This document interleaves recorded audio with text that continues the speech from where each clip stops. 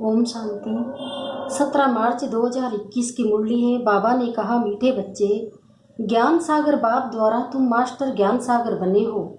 तुम्हें ज्ञान का तीसरा नेत्र मिला है, इसलिए तुम हो त्रिनेत्री, त्रिकालदर्शी और त्रिलोकीनाथ। प्रश्न है, विश्व की रूहानी सेवा तुम बच्चों के सिवाय कोई नहीं कर सकता है, क्यों? उत्तर है, क्योंकि तुम्हें ही सुप्रीम रूह शिव बाबा की शक्ति मिलती है। पहले तुम आत्माओं को सुप्रीम रूह द्वारा ज्ञान का इंजेक्शन लगता है, जिससे तुम 5 विकारों पर स्वयं भी विजय प्राप्त करते हो और दूसरों को भी कराते हो। ऐसी सेवा और कोई कर न सके। कल्प कल्प तुम बच्चे ही ये रूहानी सेवा करते हो। ओम शांति। बाप की याद में बैठना है और कोई भी देहधारी की याद में नहीं बैठना है। नए नए जो आते हैं बाप को तो जानते ही नहीं है, उनका नाम तो बड़ा सहज है, शिव बाबा। बाप को बच्चे नहीं जानते, कितना वंडर है। शिव बाबा ऊंचते ऊंच सर्व का सदगति दाता है, सर्व पतितों का पावन करता, सर्व का दुख हरता भी कहते हैं। परंतु वह कौन है ये कोई नहीं जानते, सिवाय तुम बीके के। तुम हो उनके पोत्रे पोत्रियां, सो तो जरूर अपने बाप और उनकी रचना के आदि मध्य अंत को जानेंगे। बाप द्वारा बच्चे ही सब कुछ जान जाते हैं। ये है पतित दुनिया। सर्व कलयुगी पतितों को सतयुगी पावन कैसे बनाते हैं, सो तो बीके के सिवाय दुनिया में कोई नहीं जानते। कलयुगी दुर्गति से निकालने वाला सतयुगी सदगति दाता बाप ही है। शिव जयंती भी भारत में ही होती है।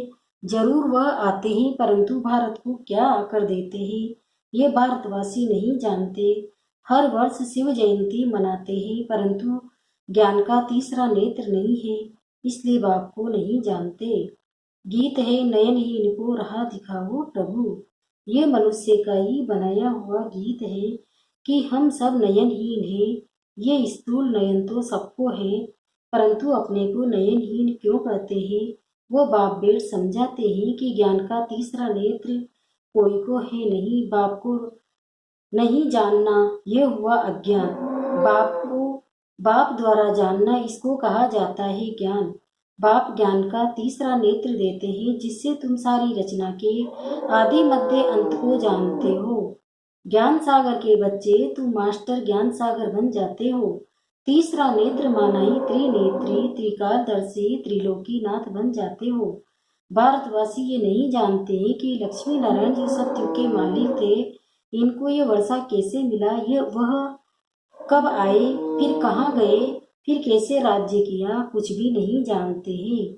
ये देवताएं पावन है ना, पावन तो जरूर बाप ही बनाएंगे। तुम भारतवासियों को बाप बेट समझाते हैं, जो देवताओं को शिव को मानते हैं। शिव का जन्म भी भारत में हुआ है। ऊंचते ऊंच भगवान शिव जयंती भी यहाँ मनाते हैं। जगत अम्बा, जगत पिता ब्रह्मा और सरस्वती का भी जन्म यही है, भारत में ही मनाते हैं। अच्छा, लक्ष्मी नारायण का जन्म भी यहाँ ही होता है, वही राधे कृष्ण है, ये भी भारतवासी नहीं जानते। भारत है पतित पावन, आओ तो जरूर सब पतित है। साधु संत ऋषि मुनि आदि सब पुकारते हैं कि हमको पावन बनाने आओ। दूसरे कुंभ के मेले आदि में जाते हैं, पाप धोने समझते हैं, गंगा पतित पावनी है, पुकारते हैं कि पतित पावन आओ। तो मनुष्य किसको कैसे पावन बना सकते हैं? बाप समझाते हैं, तुम पहले देवी देवता धर्म की थे तो सब पावन थे, अभी पतित है। कहते हैं कि राह बताओ प्रभु, तो कहाँ की राह? कहते हैं बाबा जीवन मुक्ति की राह बताओ। हमारे में 5 विकार है बाबा, हम सब स्वर्ग में थे तो निर्विकारी थे, अभी विकारी पतित बन पड़े हैं, इसका कुछ रास्ता समझाओ। ये कोई दंत कथाएं नहीं है, बाप समझाते हैं श्रीमद् भागवत गीता अथवा परमात्मा की सुनाई हुई गीता। पतितों को पावन बनाने वाला है निराकार भगवान। मनुष्य को भगवान नहीं कह सकते। बाप कहते हैं, इतने बड़े बड़े गुरु भी भारत इतना पतित कोड़ी जैसा क्यों बना है?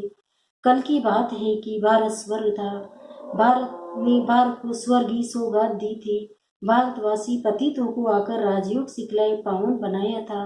अब फिर बाप बच्चों के पास आया है सेवाधारी बन। बाप है रूहानी सेवाधारी, बाकी तो सब मनुष्य मात्र है जिस्मानी सेवाधारी। सन्यासी भी जिस्मानी सेवाधारी है, वह पुस्तक आदि भेंट सुनाते हैं।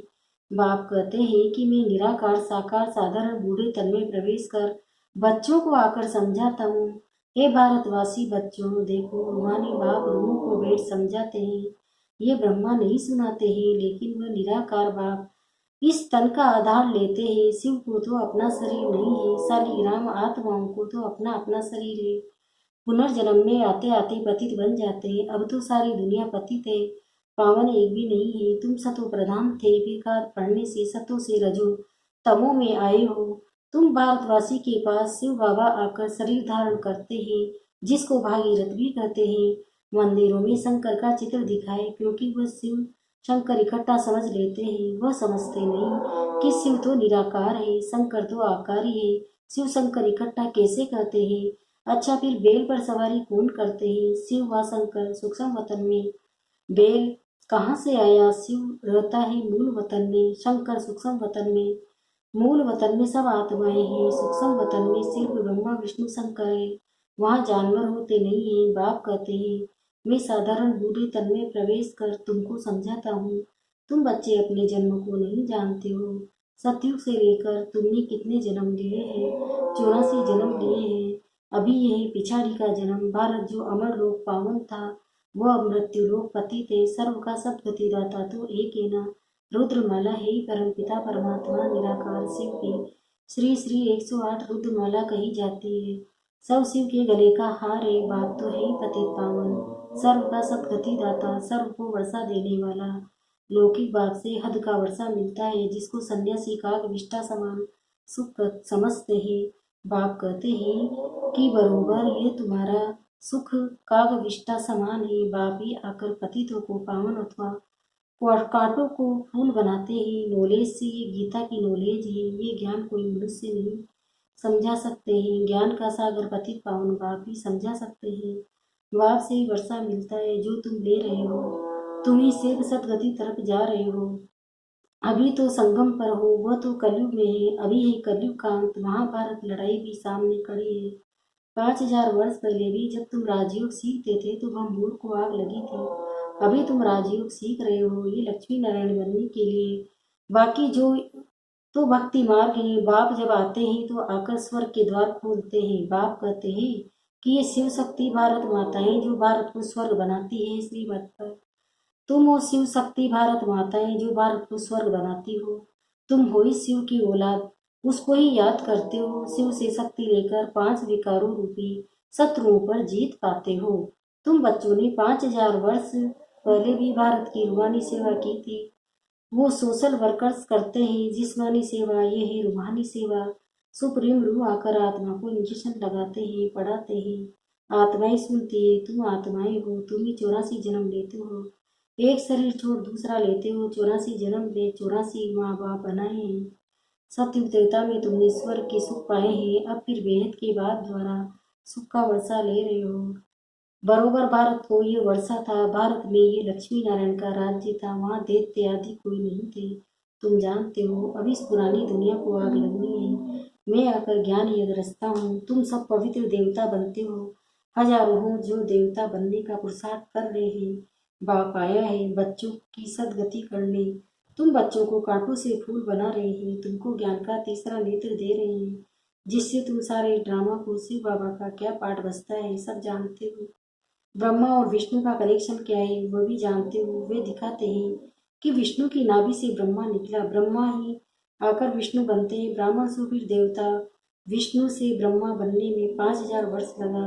यह तुमको ज्ञान है। तुम राम के नाभि कमल से विष्णु प्रिय प्रकट हो रही है। उन्होंने तो चित्र बनाया है कि विष्णु की नाभि से ब्रह्मा निकला, फिर सभी वेद शास्त्रों का सार सुनाया। अब तुम ब्रह्मा द्वारा सारा सार समझते हो। बाप कहते हैं मुख्य धर्म शास्त्र है, और पहले देवी धर्म का शास्त्र है गीता। गीता किसने गाई? शिव बाबा ने। ज्ञान सागर पतित पावन सुख का सागर शिव बाबा है। उसने बेट भारत को स्वर्ग बनाया, न कि कृष्ण ने। कृष्ण तो मेरे द्वारा ज्ञान सुनकर फिर कृष्ण बना, तो ये गुप्त बात हुई ना। नए नए बच्चे इन बातों को समझ न सके। इनको कहा जाता है नर्क, उसको कहा जाता है स्वर्ग। शिव बाबा ने स्वर्ग की स्थापना की, उसमें लक्ष्मी नारायण राज्य करते थे। अब तुम मनुष्य से देवता बन रहे हो। बाप कहते हैं इस मृत्यु लोक धूमधाम में तुम्हारा अंतिम जन्म है। भारत अमर लोक था, वहाँ सुख का नाम नहीं था। भारत परिस्तान था, अब कब्रिस्तान बना है, फिर परिस्तान होगा। ये सब समझने की बातें हैं। ये मनुष्य से देवता बनने की पाठशाला। ये कोई सन्यासियों का सत्संग नहीं है जहाँ शास्त्र वेद सुनाते हैं। इन बातों को नया कोई समझ न सके जब तक 7 दिन का कोर्स नहीं किया है। इस समय भक्त तो सब मनुष्य मात्र हैं, उन्हों की आत्मा भी याद करती है। परमात्मा एक मासूम के सब आशिक है। बाप आकर सचखंड बनाते हैं, आधा कल्प के बाद फिर रावण आकर जूतखंड बनाते हैं। अभी ये संगम, ये सब समझने की बातें। अच्छा मीठे मीठे सिकिंदे बच्चों प्रति माता पिता बाप दादा का याद प्यार और गुड मॉर्निंग। रूहानी बाप की रूहानी बच्चों को नमस्ते। हम रूहानी बच्चों की भी रूहानी माता पिता बाप दादा को याद प्यार गुड मॉर्निंग। नमस्ते नमस्ते नमस्ते। शुक्रिया बाबा, शुक्रिया आपका पद्मा पदम, शुक्रिया। धारणा क्लिनिक के सारे पहले बाप की श्रीमत पर भारत की सच्ची सच्ची रूहानी सेवा करनी है। सर्वशक्तिमान बाप से शक्ति ले 5 विकारों रूपी शत्रुओं पर विजय पानी है। दूसरा है, मनुष्य से देवता बनने के लिए पवित्र जरूर बनना है। नॉलेज को धारण कर कांटे से फूल बनना और बनाना है। वरदान, श्रीमत द्वारा सदा खुशी का हल्केपन का अनुभव करने वाले मनमत और परमत से मुक्त भव। जिन बच्चों का हर कदम श्रीमत प्रमाण है, उनका मन सदा संतुष्ट होगा। मन में किसी भी प्रकार की हलचल नहीं होगी। श्रीमत पर चलने से नेचुरल खुशी रहेगी, हल्केपन का अनुभव होगा। इसलिए जब भी मन में हलचल हो, जरा भी खुशी की परसेंटेज कम हो तो चेक करो, जरूर श्रीमत की अवज्ञा हुई होगी। इसलिए सूक्ष्म चेकिंग कर मनमत व परमत से स्वयं को मुक्त कर लो। स्लोगन है, बुद्धि रूपी विमान द्वारा वतन में पहुंचकर ज्ञान सूर्य की किरणों का अनुभव करना ही शक्तिशाली योग है। मातेश्वरी जी के अनमोल महावाक्य वाला है, आत्मा परमात्मा में अंतर भेद। आत्मा और परमात्मा अलग रहे बहुकाल, सुंदर मेला कर दिया जब सतगुरु मिला दलाल। जब हम ये शब्द कहते हो तो इसका यथार्थ अर्थ है कि आत्मा परमात्मा से बहुत काल से बिछुड़ गई है। बहुत काल का अर्थ है बहुत समय से आत्मा परमात्मा से बिछुड़ गई है। तो ये शब्द साबित सिद्ध करते हैं कि आत्मा और परमात्मा अलग अलग दो चीजें, दोनों में आंतरिक भेद है। परंतु दुनियावी मनुष्य को पहचान न होने के कारण वो इस शब्द का अर्थ ऐसा ही निकालते हैं कि मैं आत्मा ही परमात्मा हूँ। परमात्मा आत्मा के ऊपर माया का अवतरण चढ़ा हुआ होने के कारण अपने असली स्वरूप को भूल गए हैं। कहते हैं जब माया का अवतरण उतर जाएगा फिर आत्मा वही परमात्मा है। तो वो आत्मा को अलग इस मतलब से कहते हैं और दूसरे लोग फिर इस मतलब से कहते हैं कि मैं आत्मा सो परमात्मा हूँ। परंतु आत्मा अपने आप को भूलने के कारण दुखी बन पड़ी है। जब आत्मा फिर अपने आप को पहचान कर शुद्ध बनती है तो फिर आत्मा परमात्मा में मिल एक ही हो जाएगी। तो वो आत्मा को अलग इस अर्थ से कहते हैं। परंतु हम तो जानते हैं कि आत्मा परमात्मा दोनों अलग चीज है। न आत्मा न परमात्मा हो सकती है और न आत्मा परमात्मा में मिल एक हो सकती है और न भी परमात्मा के ऊपर अवतरण चढ़ सकता है। दूसरा है, मन की अशांति का कारण कर्म बंधन और शांति का आधार है कर्मातीत। वास्तव में हर एक मनुष्य की ये चाहना अवश्य रहती है कि हमको मन की शांति प्राप्त हो जाए। इसलिए अनेक प्रयत्न करते आए हैं मगर मन को शांति अब तक प्राप्त हुई नहीं। इसका यथार्थ कारण क्या है? अब पहले तो ये सोच चलना जरूरी है कि मन के अशांति की पहली जड़ क्या है। मन की अशांति का मुख्य कारण है कर्म बंधन में फंसना। जब तक मनुष्य इन 5 विकारों के कर्म बंधन से नहीं छूटे हैं तब तक मनुष्य अशांति से छूट नहीं सकते। जब कर्म बंधन टूट जाता है तब मन की शांति अर्थात जीवन मुक्ति को प्राप्त कर सकते हैं। जब सोच करना है ये कर्म बंधन टूटे कैसे, उसे और छुटकारा देने वाला कौन है, ये तो हम जानते हैं। कोई भी मनुष्य आत्मा किसी भी मनुष्य आत्मा को छुटकारा दे नहीं सकती। ये कर्म बंधन का हिसाब किताब तोड़ने वाला सिर्फ एक परमात्मा है। वही आकर इस ज्ञान योग बल से कर्म बंधन से छुड़ाते हैं। इसलिए ही परमात्मा को सुखदाता कहा जाता है। जब तक पहले ये ज्ञान नहीं है कि मैं आत्मा हूँ, असूल में मैं किसी की संतान हूँ, मेरा असली गुण क्या है, जब ये बुद्धि में आ जाए तभी कर्म बंधन टूटे। अब ये नॉलेज हमें परमात्मा द्वारा ही प्राप्त होती है, गोया परमात्मा द्वारा ही कर्म बंधन टूटते हैं। अच्छा, ओम शांति, ओम शांति।